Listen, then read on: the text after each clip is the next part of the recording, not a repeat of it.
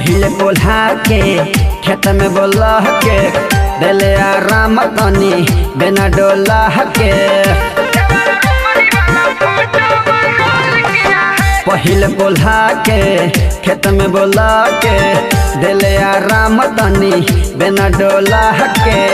हमारा संग बड़ी यार एगो छल किया है, हमारा संग बड़ी यार एगो छल किया है। देवरा रोपनी वाला फोटो वायरल किया है, देवरा रोपनी वाला फोटो वायरल किया है, देवरा रोपनी वाला फोटो वायरल किया है।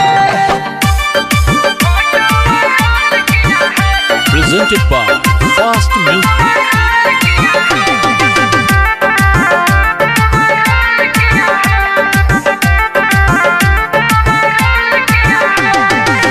बड़ी निर्दयी हो तू ले भी कराते हो, सुगर सन भौजी से रोपनी कराते हो। बड़ी निर्दयी हो तू ले भी कराते हो, सुगर सन भौजी से रोपनी कराते हो। काम कैला के ऐसनी फल दिया है, काम कैला के ऐसनी फल दिया है।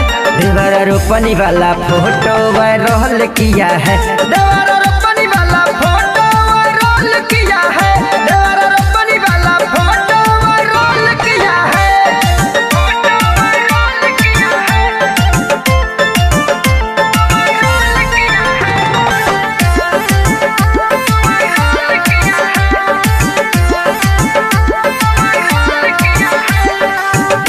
सब दर्द बड़ी दर्द दिया है, फेसबुक पर फोटो अपलोड किया है।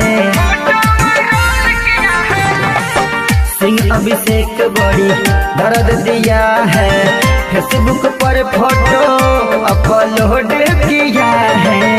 बतिया काकू ने पूरा हला चल किया है, बतिया विकास ने पूरा हले चल किया है। देवरा रोपनी वाला फोटो वायरल किया है, देवरा रोपनी वाला फोटो वायरल किया है, देवरा रोपनी वाला फोटो वायरल किया है, वायरल किया है। माँ